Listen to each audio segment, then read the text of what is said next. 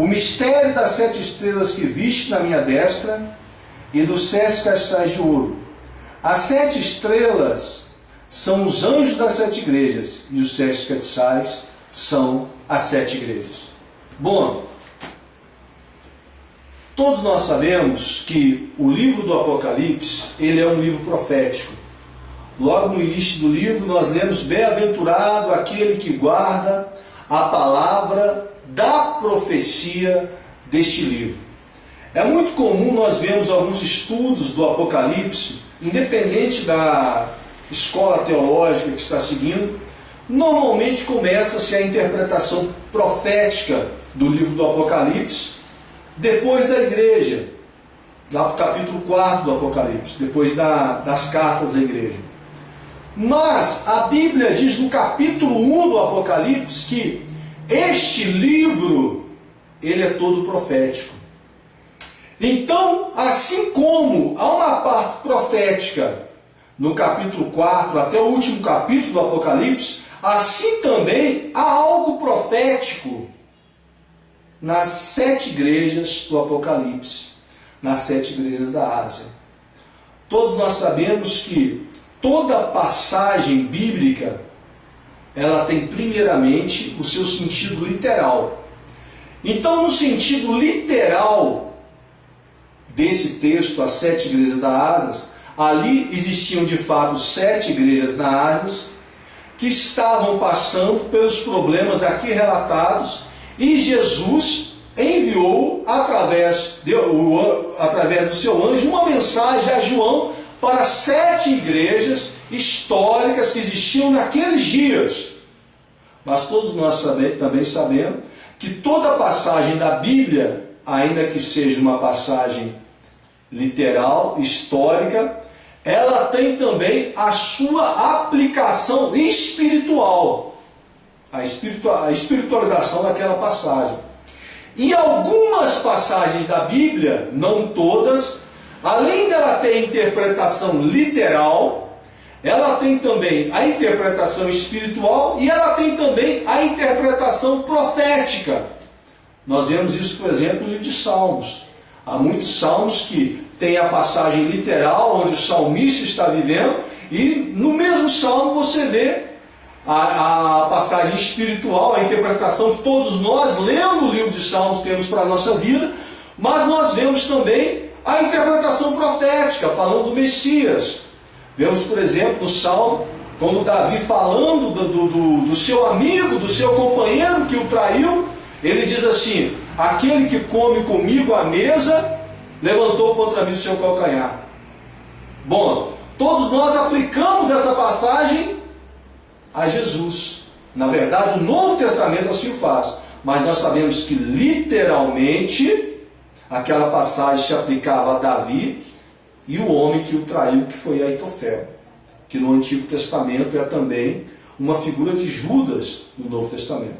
Assim também essas cartas, elas são literais, que diziam alguma coisa às igrejas que existiam naquele dia, mas são também espirituais.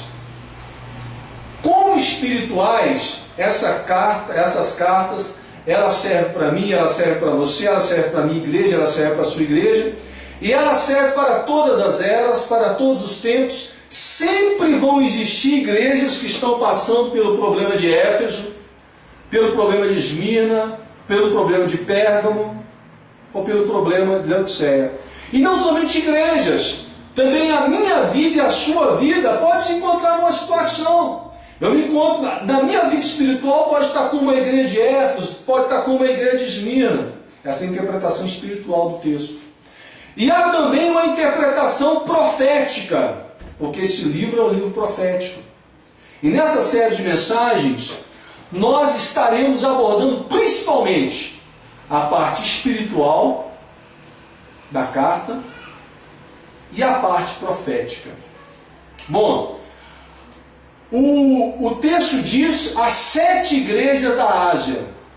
Essas igrejas são a igreja de Éfeso, a igreja de Esmirna, a igreja de Sardes, a igreja de Tiatira, a igreja de Pérgamo primeiro, depois a igreja de Tiatira, a igreja de Sardes, a igreja de Filadélfia e a igreja de Laodiceia. Bom, profeticamente, o que isso significa? Até o nome dessas igrejas são proféticos. Essa interpretação que eu estou dando aqui, ela não é nova, ela não é minha. Nada aqui eu vou falar que eu não tenha aprendido de outros. Você pode, por exemplo, ver a interpretação As Sete Eras da Igreja, por exemplo, com Scofield, na Bíblia de Estudo Scofield, bem anterior a Scofield, John Gill, maior teólogo batista, que foi pastor na igreja, na mesma igreja que Spurgeon foi pastor. Spurgeon, que foi o príncipe dos pregadores batistas, costumava dizer o seguinte: se você tem dúvida sobre alguma passagem da Bíblia, pergunta a John Gill. E ele também fala das sete eras da igreja. Então não é interpretação minha, não é interpretação nova, é uma interpretação antiga e é uma interpretação também histórica da Reforma. Ela interpretava as 7 cartas do Apocalipse como sendo proféticas, embora hoje isso raramente é ensinado no meio evangélico. Bom, a primeira era da igreja, hoje nós estaremos fazendo apenas a introdução, depois detalhadamente falaremos sobre cada uma dessas igrejas. A primeira igreja é a igreja de Éfeso. A palavra Éfeso significa desejável. Então, a palavra Éfeso é desejável. É a primeira igreja. A igreja que nasceu no Pentecoste com a descida do Espírito Santo e a igreja da era apostólica. A igreja segundo seus primórdios, segundo o coração de Deus. A igreja que caminhava na fé bíblica, que caminhava na oração, que caminhava na pregação da palavra. A igreja que perseverava na comunhão com os apóstolos, no partir do pão, nas orações. A igreja que tinha tudo em comum. Mas lembrando que essa carta foi escrita por volta do ano 100 depois de Cristo, quase do ano 100 depois de Cristo, onde praticamente todos os apóstolos estavam mortos e aonde ficava apenas o apóstolo João. E aonde também esta igreja, que era desejável nos seus primórdios, ela já estava abandonando o primeiro amor. Aonde você tem uma advertência a esta igreja, dizendo: tenho porém contra ti que abandonaste o seu primeiro amor. Que foi o início do desvio da igreja, quando ela abandonou o primeiro amor.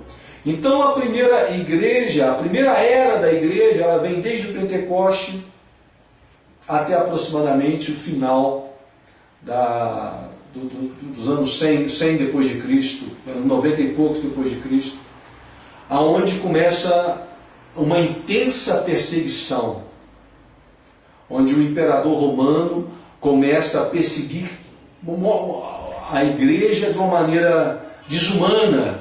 Então nós entramos na próxima era da igreja, que é a era de Esmirna. A palavra Esmirna vem de mirra, vem de amargo, vem de sofredora. Então nós entramos na era do sofrimento, aonde do ano aproximadamente 97, 100 depois de Cristo, até o século 3 depois, até o terceiro século depois de Cristo, no ano 325, 326 por aí, a igreja sofreu a mais terrível perseguição possível. Os cristãos foram lançados na arena, os cristãos foram colocados em tochas de fogo. Então, a era de Esmirna fala da era 100 depois de Cristo até aproximadamente 325, 326, se eu não me engano, na conversão do imperador Constantino, quando ele se converte. Então aquela perseguição atroz sobre a igreja ela cessa. Estamos falando profeticamente sobre a igreja. Nós entramos então na próxima era da igreja, que é a era de Pérgamo. Bom, no ano 325, 326 depois de Cristo, o imperador Constantino se converte. Segundo a história, segundo ele mesmo diz, indo para uma batalha, ele teve uma visão com o sinal da cruz, e nessa visão uma voz dizia para ele: com este sinal tu vencerás. Então Constantino, ele deixa então de perseguir os cristãos, se diz cristão, embora só tenha se batizado no final da sua vida. Então, aquela igreja que era sofredora, que era perseguida, ela passa então a ser recebida pelo império.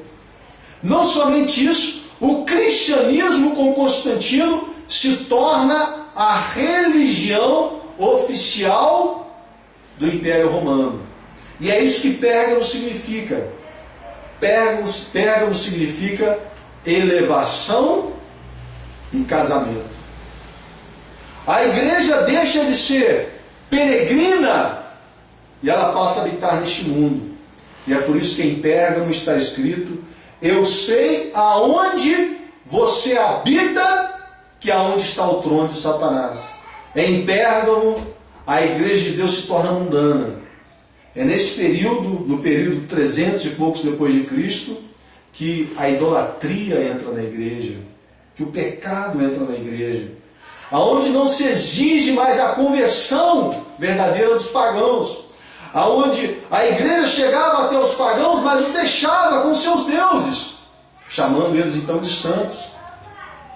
Como maior exemplo nós podemos ter a cidade de Éfeso, aonde era adorada Diana dos Efésios, aonde eles continuam a adorar a mesma entidade, porém chamando ela de a rainha dos céus. E é possível citar cada um dos deuses pagãos, cada um deles incorporado num santo da igreja daqueles dias. A era de Pérgamo, 300 e pouco depois de Cristo. E a era de Pérgamo vai desembocar na era de Tiatira, a próxima era da igreja. No ano 600 e pouco depois de Cristo, marca um fato histórico da igreja, a ascensão do papado. Até então as igrejas existiam independente uma das outras. Haviam bispos, haviam as autoridades da igreja, mas não havia autoridade de uma igreja sobre a outra, poder de uma igreja sobre a outra. Mas no ano 600 e pouco depois de Cristo, um fato acontece. O bispo de Roma se declara bispo de todas as igrejas de Deus. Então nós temos então a ascensão do papado, a era de Tiatira. E uma coisa interessante é que Tiatira significa literalmente e espiritualmente a mulher que faz o sacrifício. Nós começamos então na era de degradação da igreja, que vai desembocar na era das trevas, no pior período, não somente da história da igreja, porque não dizer também da história da humanidade, onde a igreja está em trevas, onde as trevas cobrem a terra. A grande característica de Tiatira, primeiro, é o domínio da mulher. Tiatira, é dito em Tiatira que aquela igreja ela tinha uma mulher que se chamava Jezabel, que se dizia profetisa, e que ensinava a igreja a comer do sacrifício aos ídolos. Bom, todos nós sabemos quem foi Jezabel. Jezabel foi uma rainha do Antigo Testamento, casada com Acabe, e ela levou Israel para a apostasia. Essa mulher chamada Jezabel, na carta da igreja, não é uma mulher literal, não era uma profetisa literal que existia, com o nome de Jezabel. A palavra Jezabel representa a própria igreja. O apóstolo Paulo disse que ele não permite que a mulher ensine, não permite que a mulher use de autoridade sobre o varão, porque aquele que deve falar na igreja é o varão. Bom, algumas pessoas interpretando essa passagem na sua literalidade proíbem as mulheres de falarem na igreja. Mas as coisas espirituais se entendem espiritualmente. O que Paulo está falando é que quem fala à igreja é o varão, que é Cristo. A igreja na Bíblia sempre é a mulher. Então, quem tem autoridade na igreja é Cristo, que é a palavra de Deus. Toda igreja deve ser regida pela palavra de Deus. Porém, Tiatira é diferente. A mulher fala. Ou seja, a igreja diz ter autoridade por si mesma. Todos nós sabemos que essa é a característica da igreja romana. Ela diz literalmente ter autoridade acima das Escrituras. Não, a Bíblia não é a sua regra de conduta e fé, mas pelo contrário, ela diz abertamente que ela é guiada pela Bíblia e pela tradição, estando ela acima das Escrituras, dizendo até mesmo sendo responsável pela criação e pela preservação das Escrituras, tendo, portanto, autoridade acima delas. É a era da mulher, onde a mulher fala acima do varão. Nós temos na era de Tiatira, a era do papado, a era do domínio da igreja de Roma. Essa era ela dura do ano 600 depois de Cristo até a era da Reforma, 1500 e poucos, quando explodiu a Reforma Protestante. A próxima igreja é chamada de Sardes. Sardes é o início da Reforma, é o início do protestantismo, a obra de Lutero, a obra de Zwingli, a obra de Calvino, a obra dos reformadores. Na era de Tiatira, as trevas cobriam a terra, tudo parecia morto, mas a palavra Sardes significa o remanescente, a raiz que sai de uma terra seca, que traz vida de volta. Então foi isso que a Reforma foi. Quando tudo parecia perdido, quando as trevas cobriam a terra, se levantaram os reformadores, levantando a bandeira da justificação pela fé. O meu justo viverá pela sua fé. Bom, a Reforma Protestante ela começou a fazer o trabalho, mas está escrito sobre a igreja de Sardes que não achei as suas obras perfeitas, gente. Minha palavra perfeita pode também ser traduzida como completa. A obra da Reforma foi boa, porém não completa. Era impossível que os reformadores, em poucos anos, restaurassem aquilo que durante os séculos foi perdido da igreja. Então eles começaram a reforma da palavra de Deus, a restauração da palavra de Deus, da igreja voltar à palavra de Deus, porém eles não terminaram. Eles começaram, porém há uma continuidade disso. A próxima era da igreja nós temos então a igreja de Filadélfia. A palavra Filadélfia significa o amor entre os irmãos. Filadélfia, ela é a igreja da restauração plena. É a igreja que se volta totalmente para a palavra de Deus. É muito comum, normalmente, a partir da Reforma Protestante, Lutero ele pregava que a única regra de fé seria a palavra de Deus. Porém, raramente as igrejas faziam isso de fato. Raramente se lia a Bíblia e colocava a Bíblia como referencial da verdade. Logo depois de Lutero nós temos o movimento anabatista, e esse movimento é extremamente perseguido. Esse movimento pregava a palavra, esse movimento pregava a Bíblia. Esse movimento não somente pregava que nós cremos, mas nós temos que ser batizados na maneira bíblica. E eles foram literalmente mortos por protestantes. Pessoas que diziam crer, pessoas que tinham começado a reforma. Por quê? A Bíblia não era de fato a única regra de fé. Filadélfia fala disso. Quando a Bíblia fala de Filadélfia, a Bíblia diz que ela tem pouca força, porém ela guarda duas coisas. Ela guarda o nome do Senhor e ela guarda a palavra de Deus. Uma igreja que se diz Filadélfia, ela é tudo menos Filadélfia. Uma igreja que levanta para si a bandeira de nós somos Filadélfia, nós somos a igreja do amor fraternal, ela não é isso. Mas as características de Filadélfia podem ser encontradas. A igreja que ela se reúne no nome do Senhor. É a igreja que, acima dos credos dos homens, acima das denominações, das doutrinas dos homens, acima de tudo, ela defende a palavra de Deus. É também a igreja diante da qual é colocada uma grande porta, uma porta aberta. Essa porta aberta fala de evangelismo. É a igreja da restauração das verdades de Deus. A verdade sobre a justificação pela fé, a verdade sobre o batismo por imersão, a verdade sobre a santidade, a verdade sobre o batismo com o Espírito Santo, a verdade sobre os dons espirituais, as verdades sobre o evangelismo. A igreja de Filadélfia, ela não está defendendo nenhuma doutrina acima das outras, mas é uma igreja do evangelho pleno.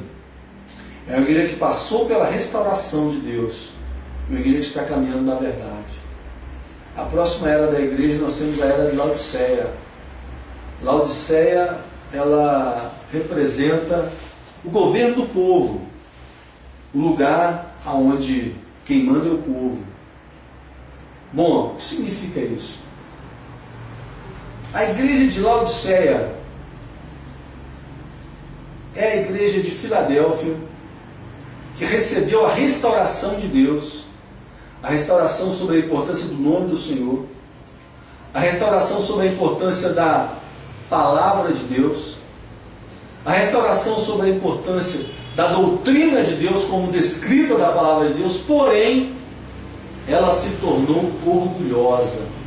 Orgulhosa pelo que tem, orgulhosa pela doutrina, orgulhosa pela revelação que ela acha que tem que ascrever dos outros. É por isso que essa igreja, ela diz: eu sou rica, de nada tenho falta, mas Jesus disse para ela: você não sabe que você é miserável, pobre, cego e nu. Filadélfia nos fala do perigo da soberba. Bom, nós temos uma introdução às 7 eras da igreja, às 7 eras proféticas da igreja, e nós estaremos falando nas próximas mensagens, cada dia, sobre uma era da igreja, detalhadamente. Eu quero terminar dizendo o seguinte, que estas eras proféticas da igreja também espiritualmente se encontram na vida da igreja, no dia a dia da igreja. Toda igreja, ela começa como uma igreja desejável, uma igreja do primeiro amor. Todos nós já passamos por isso. Se você é pastor, na abertura da sua igreja, se você se tornou membro de uma igreja que estava no início, você sabe como é o primeiro amor do início da igreja, como é o zelo, como é o evangelismo. E a igreja, toda igreja passa também por um período de perseguição, maior ou menor, dependendo da intensidade. Período de Esmirna, onde a igreja tem pouca força, onde a igreja é pequena na cidade, onde são poucos em números, onde o dinheiro é pouco. Mas como a igreja, ela tem a divina semente, a tendência da igreja é crescer. Se a obra é de Deus, ela vai crescer, ela vai vencer. E o perigo da igreja, quando ela cresce, é entrar na era de Pérgamo. Pérgamo significa elevação e casamento. A igreja se torna grande, e a maior tentação da igreja, quando ela se torna grande, é se casar com o mundo. É fazer a mesma coisa que o mundo faz, fazer do jeito que o mundo faz. É amar o mundo, é deixar de ser peregrino. Então, isso é muito perigoso. Isso não aconteça nas nossas vidas. Nós possamos voltar ao primeiro amor, suportar o sofrimento e caminhar para ser uma igreja de Filadélfia, uma igreja do amor, uma igreja que carrega o nome do Senhor, uma igreja que defende a palavra de Deus e uma igreja que não se torna soberba por tudo isso. Deus abençoe você, permaneça na fé. Em nome de Jesus.